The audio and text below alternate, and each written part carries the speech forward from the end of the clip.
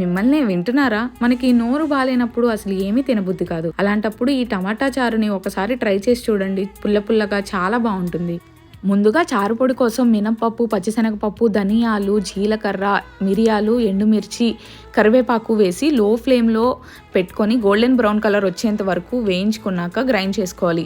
ఆ తర్వాత ఒక గిన్నెలో నీళ్లు తీసుకొని నేను 2 టమాటాలని ఫైన్ పేస్ట్ చేసుకున్నాను. అలానే 2 టమాటాలని పంటి కింద కోసం చిన్న పీసెస్ కట్ చేసుకొని వేసుకున్నాను.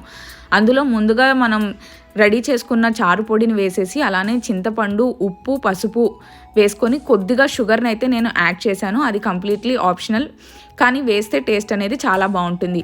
చారు బాగా మరిగిపోయాక లాస్ట్లో మనం తిరగమాత వేసుకొని చారులో వేసేసేయడమే, అంతే, రెడీ అయిపోయినట్టే. ఈ చారుని మాత్రం బాగాలేనప్పుడు ఎప్పుడైనా పెట్టుకొని చూడండి, నోటికి కమ్మగా భలే ఉంటుంది. అలానే మన ఛానల్ని నచ్చితే లైక్ చేయండి, షేర్ చేయండి, అలానే సబ్స్క్రైబ్ చేసుకోండి. Bye bye.